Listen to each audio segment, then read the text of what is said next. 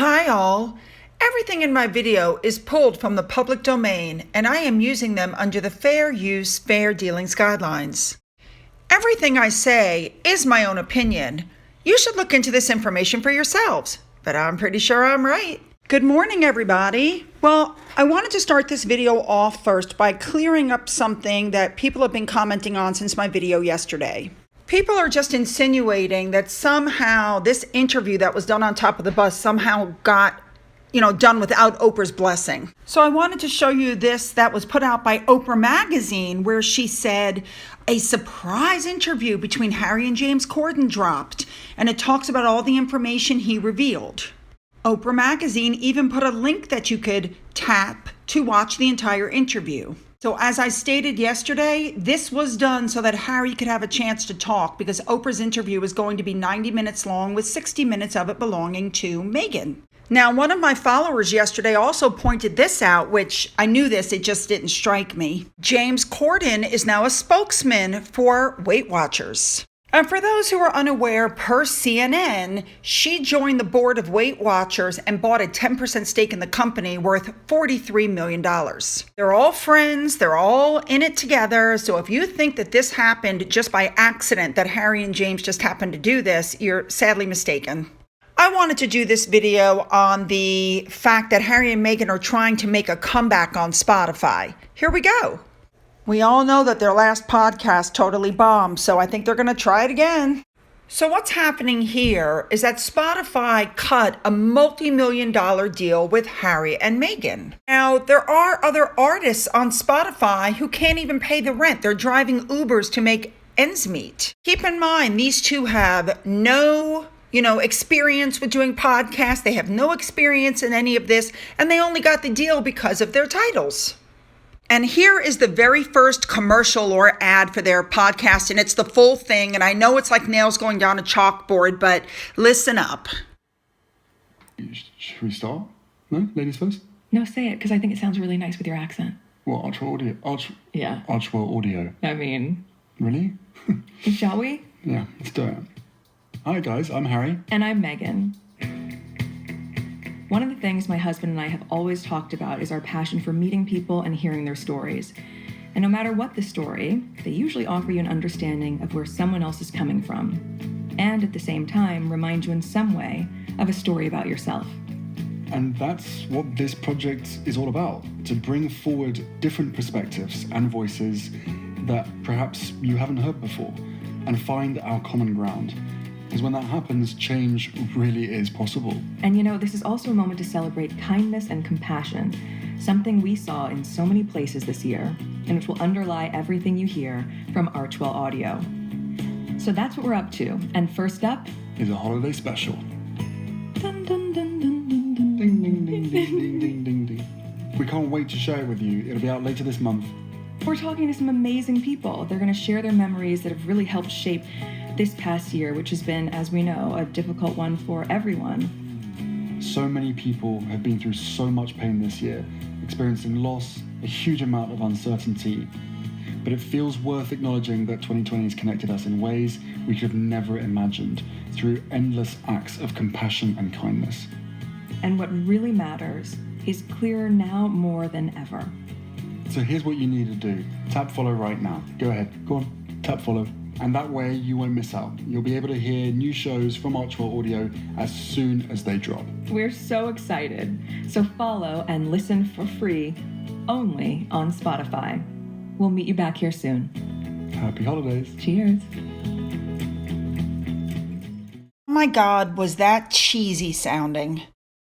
So when their podcast holiday special dropped, essentially, it was a bunch of millionaires who had done pre-taped whatevers from their mansions telling us all that we were in it together. And it was a big flop because everybody knew we're not in it together. And the guests were Naomi Osaka, who is biracial.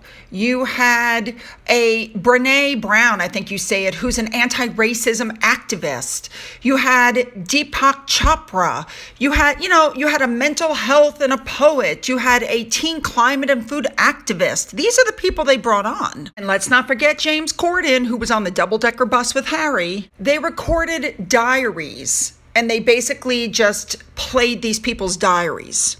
And supposedly, and I'm saying supposedly, you heard Archie saying happy holidays or something like that at the end, but the voice sounded robotic, it sounded fake, and nobody really knows for sure if that was even Archie, but that was done to help increase the clicks for Spotify. And their podcast ended up coming in behind whale sounds for sleep, if that tells you anything. Now, I could be wrong, but again, I believe for podcasts, you have to drop a podcast like once a week, every other week, once a month.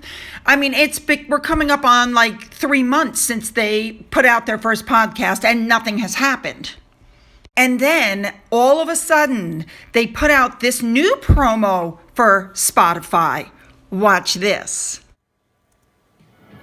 We're using podcasting to drive powerful conversations that inspire, challenge, and educate.